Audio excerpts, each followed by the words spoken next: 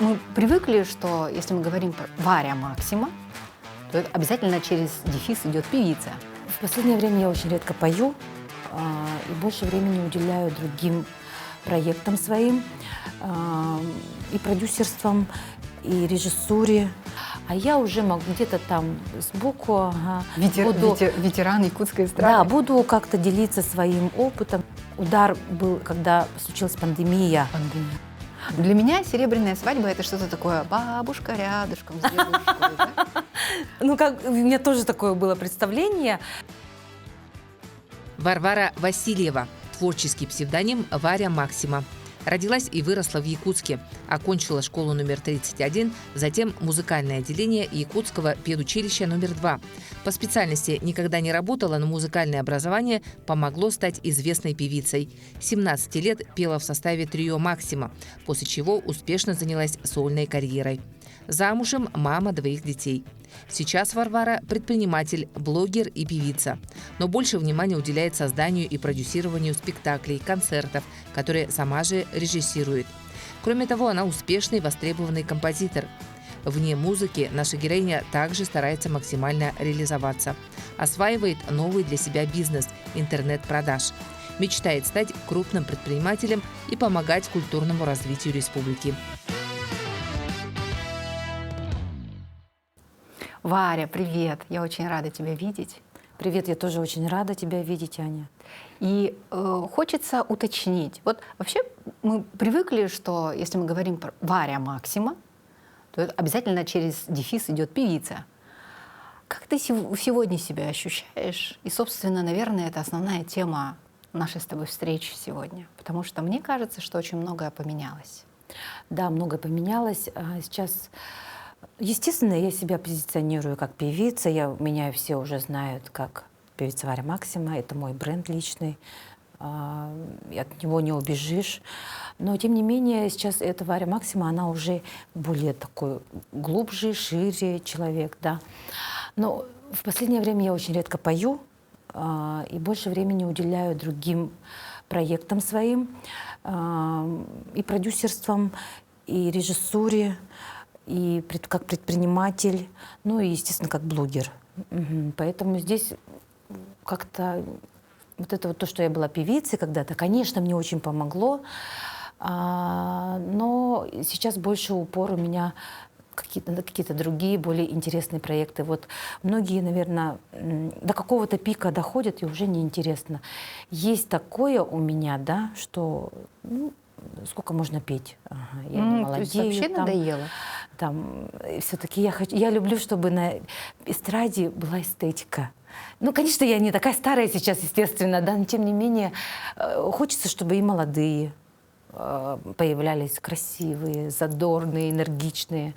А я уже могу где-то там сбоку Ветеран якутской эстрады. Да, буду как-то делиться своим опытом, что я сейчас прекрасно делаю, и мне это больше нравится. Получается, что как будто бы у тебя такое вертикальное и естественное развитие, да? Да. То есть ты была певица непосредственно в поле, на сцене, а сейчас ты организатор шоу-мероприятий? Да, я сейчас организую мероприятия, продюсирую, спектакли ставлю как режиссер. То есть здесь вот это направление мне очень стало интересно.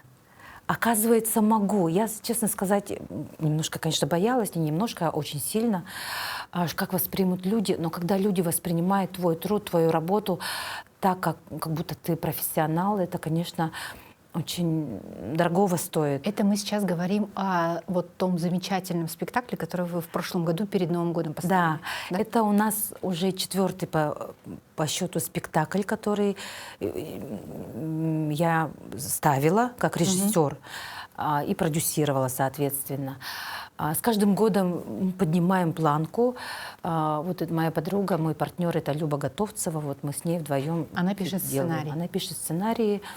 Она тоже помогает, конечно, в режиссуре. Продюсируем мы вместе это все.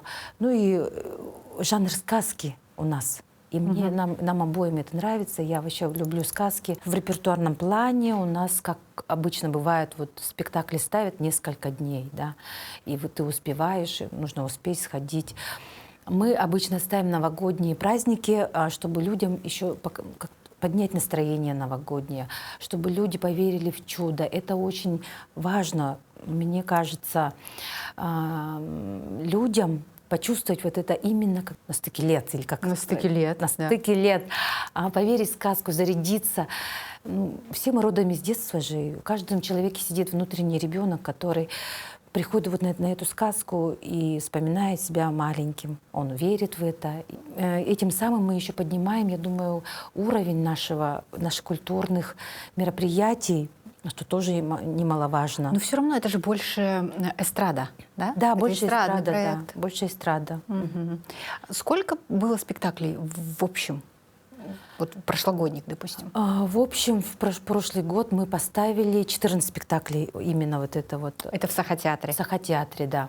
14 спектаклей. Более того, мы еще сделали кинопоказ, такой спецпоказ, чтобы люди могли в Улусах посмотреть.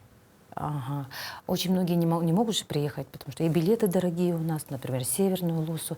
Но благодаря тому, что мы это записали все на видео, северные крайние Улусы, они смогли посмотреть. И прямо очень хорошие были восторженные отзывы. Слушай, а в этом году какие планы? Вы будете его повторять или что-то новое придумали? Многие думают, что мы будем его повторять. Нет, конечно, уже мы идем в новое. Уже у нас готовится новый сценарий, новые артисты. Ну, какой-то у нас костяк все равно остается прошлогодний, но еще дополнительно будут другие артисты. Здесь мы хотим снова переплюнуть себя прошлогодних и сделать, ну, не знаю, еще круче. В общем, идем на рекорд, да? Идем на рекорд, да. В этом году у нас заявлено тоже 14 спектаклей. Ну и, пользуясь случаем, конечно, приглашаю всех на новогодние праздники, планируйте. А на якутском языке спектакль? Спектакль на якутском языке, и есть русский синхронный перевод. Как в наушниках. Ну, Сахатеатр Вы дает приходите, такую да, в возможность. наушники, берете и слушаете. слушаете, все понимаете. Да. Перевод, ну здорово. Но, по идее, там все понятно. Вот мы недавно ставили спектакль на заказ, да, то есть Любовь написала сценарий, Любовь Готовцева, я написала музыку к песням, которые будут в этом мюзикле. Это мюзикл, самый настоящий мюзикл. Очень мне понравилась постановка. Это была мечта, которую я воплотила в жизнь. Как композитор? Написать полностью все партии для мюзикла, как композитор, да. Название мюзикла? Название мюзикла «Кылкюн». Ага. И он проходил под живое сопровождение, под живую группу. Артисты поют тоже вживую, там очень хоровые партии. То есть такого мюзикла у нас в Якутске еще не было. Как это здорово. Варя, скажи, пожалуйста, ты с детства чувствовала свою связь с музыкой? Или какие-то другие были амбиции? Как получилось вообще в двух словах? Я, конечно, с детства любила петь, постоянно пела, везде и всюду, в музыкальной школе училась, там полы моем, посуду моем с сестренкой, всегда пели песни вместе, все у нас пластинки, которые были, мы все знали наизусть все эти песни. И как-то естественно было, что я пошла в музыкальном направлении. А то, что я начала писать музыку, это пришло мне в 25 лет. Я поняла, что могу писать музыку, и первые песни, которые я написала, это вот «Тюль», которая сейчас суперхит в моем репертуаре, который очень многие любят. И всегда в каком-то поиске что-то красивое, что-то интересное написать. Я всегда хотела. И очень люблю слушать саундтреки к фильмам. Там, мне кажется, очень красивая музыка. И в дальнейшем мечтаю освоить вот эту вот программу музыкальную и уже самой делать, аранжировать. Да. Вот такая вот мечта. Она требует, конечно, времени, еще научиться. Я привыкла сейчас учиться, да, как завещал великий Ленин. Действительно, это, когда с возрастом, это только сейчас понимаешь. Никогда не поздно учиться, и никогда нельзя останавливаться, всегда нужно учиться, потому что вы сами не знаете, что в вас заложено. А представьте, что у вас откроется целый мир, целый космос. Вот то, что у меня произошло. Это все благодаря тому, что я очень много учусь, я постоянно что-то пробую. И это очень интересно на самом деле. Ну, есть же такое, что ты что-то пробуешь, и это не получается, и ты понимаешь, что это не твое, например. Да? Что-то есть такое? Есть такое, но тем не менее это же опыт, который ты получаешь, и оно все равно где-то тебе пригодится. По моему опыту это всегда так. Даже те проекты, которые у меня были не очень успешные, они были для того, чтобы у меня был опыт, который, получив уроки из этого, например, не очень удачного опыта, я сделала как-то уже все более например, хорошо. какой проект вот является для тебя таким опытом, который другой человек мог бы сказать, что все, это провал, это поражение и так далее. Какой проект? Ну вот в бизнесе, да. В бизнесе у меня несколько бизнесов было. Ну, я как-то тоже искала себя в свое время. Открывала салон красоты «Якутяночка». По-моему, это было тоже как близко ко мне, потому что я все-таки человек эстрады. И красота — это одно из сопутствующих, я думаю, для каждого артиста. И здесь, конечно, очень успешно все произошло, мне нравилось, я была прям в драйве. Но единственное, что привело к тому, что дальше немножко все завершилось не так, как я хотела, это недостаток знаний. Недостаток знаний в менеджменте, управлении персоналом, там еще что-то, да. Вот этого как раз-таки и не хватило. И когда я закрывала тогда салон, это было реальное облегчение. Я очень устала, честно скажу, да. Сколько просуществовал? 6 лет просуществовал. У него еще 2 локации салон было, вы же красоты. переезжали, Да, мы переезжали. форматы меняли. Очень большую, конечно, удар был, когда случилась пандемия. Она прямо выбила почву из ног, там финансово большие потери были, да, потому что мы сидели на локдауне, а платить аренду нужно было. И вот это тоже была ошибка того, что не было финансовой подушки. Это я потом только понимаю. Когда вот ударило тебя, вот только потом понимаешь. Но в итоге, да, было больно, да, было грустно, было жалко, но тем не менее я с годами поняла, что нужно уметь отпускать. Вот этот салон, да, мне стало в нем тесно, в принципе. Мне стало в нем скучно. И поэтому так и произошло. Человек должен, если в бизнес зашел, он должен гореть, энергию свою передавать. Самое главное,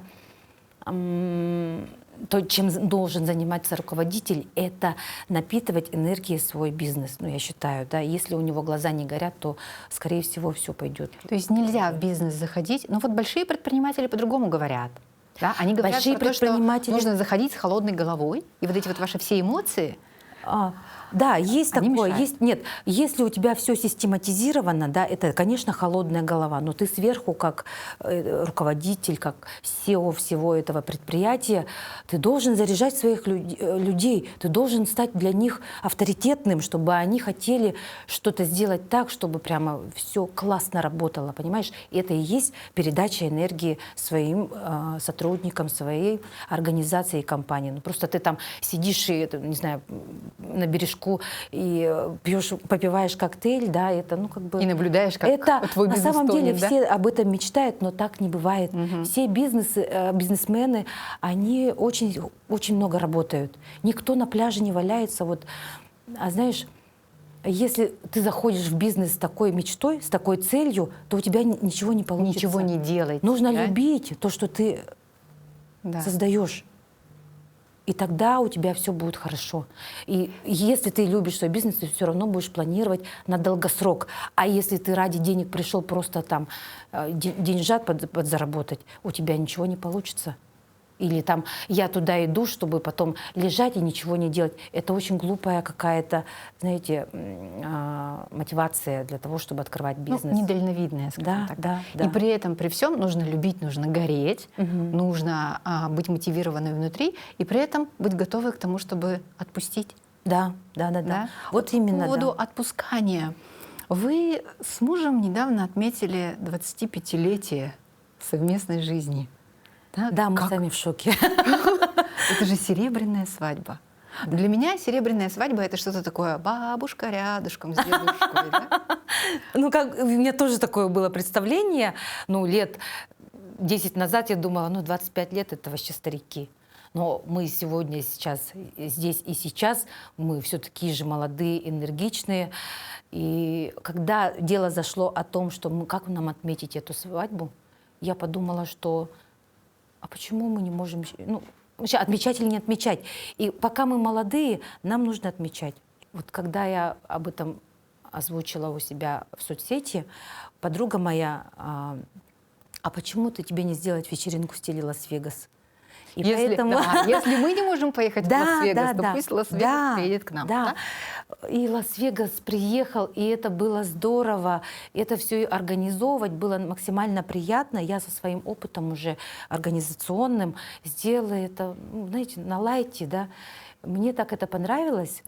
И гости были в восторге, и мы с мужем прямо были очень довольны. И знаете, что самое главное, когда ты готовишься к этому празднику, у вас чувства еще больше поднимаются. То есть, ну мы работаем, там немножко работа, быт, ну что там муж, сколько живем уже все привыкли, как брат с сестрой, да. Но тем не менее, вот это вот ты вспоминаешь, когда мы были молодые, мы же так какие-то были другие, а сейчас мы другие, да, мы там очень занятые, но все равно нужно оставить время для чувств, ну, когда прочувствовать вот это, не забывать о том, что вот это вот проявлять друг другу. Меня очень удивило, знаете, что? Удивило, что мой муж согласился танцевать танец молодоженов. Он вообще человек далекий абсолютно от творчества, у него автосервис, он такой конкретный мужик. И мне было очень удивительно, что он согласился. И мы же репетировали, мы наняли хореографа, он так старался, там, плясал. Конечно, все немножко не так, как хотелось бы. Мне было бы здорово. Но мне так понравилось, что он вообще на это подписался и очень старался. Вот, и когда мы танцевали... Это же подвиг современного мужчины. То есть раньше да. То есть рыцарь должен был победить кого-то и принести голову поверженного врага. Да? Да, современный мужчина вот такой подвиг совершает ради любимой женщины. Варя, что ты делаешь такого, что мужчина способен на такой героический подвиг, как выучить и станцевать танец во имя тебя, чтобы сделать тебя счастливой? Ну, нужно любить себя, любить меня очень сильно. А как меня можно не любить, я просто не понимаю. И тут, знаешь, когда ты танцуешь с мужем, это совсем, оказывается, другие ощущения. Вот тут даже просыпаются какие-то былые чувства, ну, как будто мы молодые. Это очень классно. Быть в паре со своим мужем, и даже заходит разговор о том, чтобы дальше продолжать танцевать, куда-то записаться и в паре танцевать. У нас же есть какие-то студии так и появляются вот эти вот пожилые пары. Да. И смотрим же ролики, европейские старички танго танцуют. Это же так красиво, так здорово. Я просто обожаю такие видео. 25 лет. Это сложно или это легко? Как в вашем случае это было? Это поначалу сложно. Это притирка. Поначалу это первые 20 лет? Первые, наверное, 15 лет. Угу. Первые 15. У нас еще был период, когда мы расходились, потом обратно сходились. Ну, то есть год мы были в разводе официальном. Ну, дети у нас были, ребенок у нас был один пока в то время, и мы его тоже воспитывали вместе, естественно. И потом все-таки вот эта вот разлука нас, наоборот, мы стали больше ценить друг друга. Мы поняли, что, оказывается, насколько это было ценно. То есть молодые, что мы там понимаем-то? Думаем, найдем другого получше, там, найду другого получше, да. Нет, абсолютно не так. То, что вот, я считаю, что то, что вот первый брак, который пришел в твою жизнь, это не просто так. И нужно ценить это. Конечно, мы максималисты были тогда молодые. Да что там, я круто. Я еще звезда живу. Ты что? Да, мне кажется, это очень сложно для мужчины, когда женщина публичная. Ага. Да, конечно, сложно, но меня муж очень меня поддерживает во всем. Вот благодарю его за это. Просто во всем. Мы друг друга очень поддерживаем везде и всюду. И, естественно, нужно всегда расти, опять-таки, учиться. Вот эти, и психолог у меня там, я всегда этим увлекаюсь, и отношения. То есть сначала, чтобы быть счастливым в браке, нужно стать счастливой сама с собой, например, или самим собой, понимаешь? А так, чтобы кто-то тебя там сделал счастливым, да, это так не работает. Ждать откуда, ну, сделай меня счастливым. Что не сделаешь, да, мало там зарабатываешь или что-то там делаешь, да. Но это, знаете, это перекладывать ответственность за свою судьбу на другого человека, я считаю. А это звучит, знаешь, как будто бы больше ответственности на женщине за отношения, за качество А я отношений. считаю, что на качество отношений очень влияет женщина. Женщина может поменять абсолютно любого мужчину так, как ей нужно. Я Да? просто уверенно об этом заявляю, да. Потому что, ну, мужчины, они все же мамины сыновья. Поэтому они все-таки ищут своей супруги будущей маму. Ну, как бы это грустно, конечно, не звучало. Подожди, а от мужчины тогда что зависит? Что-то зависит от него? Ну, конечно, зависит. В общем, естественно, это все зависит, но очень многое зависит от женщины.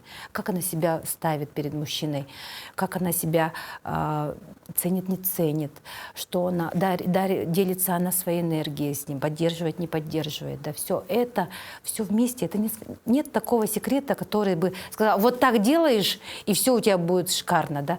Такого нет. Все равно это методом проб и ошибок. Между прочим, вся твоя жизнь как будто вот это транслирует, что все в твоих руках. А я помню первое интервью, которое мы делали с тобой, это было для журнала. Тогда мы очень много говорили про то, как ты хочешь петь на якутском языке, говорить на якутском языке, и что дети твои будут говорить на якутском языке, да, потому что ты была русскоязычная. Как у тебя сейчас с якутским языком? Ну, судя по тому, что ставишь спектакли, да, на якутском. Конечно, я в якутский язык еще больше углубилась. Естественно, я сейчас намного лучше разговариваю на якутском и даю интервью на якутском. Я раньше стеснялась говорить с акцентом. Сейчас у меня этого вообще нет. Акцента вот нет страх, или стеснения нет? Страха вот этого нет, стеснения нет. Да, ну не Акцент нравится. есть? Ну, конечно, есть. Куда он денется? Ага. Потому что все равно я думаю на русском языке и говорю, перевожу внутри, и получается... все в это время происходит такое очень много процессов включается. И сейчас я... мне нравится, но не нравится не смотреть. Я не хочу быть кому-то удобной, я не хочу под кого-то подстраиваться. Есть такая, какая есть. И я классно считаю, поэтому какие-то там кто-то у меня будет искать изъяны, какие-то, не знаю, недостатки. Но это ваши проблемы. Человек видит ровно то, что у него самого внутри. Да. Если у него проблема с тем, что восприятие меня, ну, значит, у него какая-то проблема, окей. Я человек неплохой абсолютно. Я человек, который очень много работает над собой. Поэтому какие-то нападки в мой адрес, да, для меня сейчас это очень смешно. А дети в итоге говорят на якутском языке? Да, конечно, они... Вот сын уже заканчивает в этом году школу, якутскую гимназию национальную. Они учатся на якутском языке, естественно, знают и пишут на якутском языке, и читают, и говорят, и дочь, и сын. Поэтому, ну, в этом плане я не упустила момент и передала все-таки вот это вот, то, чтобы они сохранили свой родной язык. Это здорово. Мне кажется, ты такое большое дело сделала для детей, потому что настойчивость мамы, конечно, здесь определяющая. Да, согласна. Слушай, с тобой так интересно разговаривать. Но у нас время ограничено, это очень жаль, но у меня есть блиц. Давай. Блиц, вопросы, на которые требуются короткие ответы. Как пойдет? Если не Якутск, то какой город? А если не Якутск, то, наверное, я бы переехала в деревню. В какую? Не знаю. Не знаю. Главное, чтобы там был интернет. В любую якутскую деревню. Я всегда хотела переехать куда-то на море, да, у всех это какая-то мечта. Да. Сейчас я пожила там пару месяцев в Питере, и я поняла, что я так люблю вообще свою Якутию, свой Якутск, какой у нас интересный, какая насыщенная жизнь, какие у нас здесь классные люди. Поэтому я просто никуда не хочу уезжать, переезжать. И если не в Якутск, то где-то в пригород, не знаю, где-то что-то вот туда. Любимое музыкальное направление, если такое есть? Ну, я очень люблю рок-музыку. Я вообще очень люблю все. Я очень такой человек, Меломан. меломан, да. Я люблю классику, я люблю рок, я люблю попсу, не знаю, джаз люблю. Все люблю. Оперные какие-то арии даже люблю. А ты, наверное, все время музыку слушаешь? Дома, в машине, везде или нет? В последнее время, да, стараюсь слушать, потому что эта вот наслушанность очень важна для человека, который создает песни, пишет, и который ставит и спектакли тоже музыкальные. Всегда нужно развиваться в этом плане. Вот я уверена, что ты ответишь на этот вопрос «нет», но я все равно его задам. Есть ли что-то такое, чтобы ты хотела изменить в своей жизни? Изменить, наверное, немножко, ну, не изменить. Я поняла в последнее время, что у меня не хватает дисциплины. Да? У меня сейчас очень глобальные планы, поэтому, чтобы их достичь, нужно прямо стать супер женщиной. Да? И вот эта вот дисциплина немножко у меня хромает. Да? Я не могу немножко пожалеть себя где-то. Да?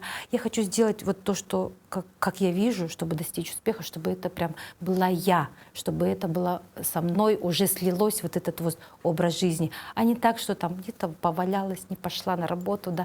То есть я себя очень в этом плане пытаюсь дисциплинировать, но в принципе очень даже успешно, потому что здесь уже как-то все встало, и мне вот не хватает действительно вот этого. Мне кажется, вот это, если я дисциплину я достигну, я могу сделать просто все, что угодно, достичь. Удивительно, от такой дисциплинированной женщины слышать, что ей не хватает дисциплины, тогда я не знаю, что нам нужно делать. И пожелания самой себе, давай на ближайший год. Наслаждаться каждым моментом. Пожелаю себе не бояться ничего, просто вперед, вперед, вперед, доверять себе, ценить себя. Ну, как бы вот что-то такое. И насколько, наверное, эти пожелания будут отличаться от пожеланий нашим телезрителям? Нет, они абсолютно не будут отличаться. Всем хочу пожелать, чтобы вы понимали, наконец-то нашли себя, почувствовали себя настоящих и просто раскрыли то, что в вас заложено, которое вы боялись раскрыть годами, и чтобы вы стали самими собой. Наконец-то. А я тебе желаю продолжать нас вдохновлять, жить свою жизнь так же ярко, так же искренне, как ты это делаешь. Спасибо, большое, спасибо, что Аня, пришла. за прекрасное интервью. Я просто обожаю тебя, еще раз повторю. И очень рада сегодня нашей беседе прекрасной. Ура! Спасибо. Спасибо.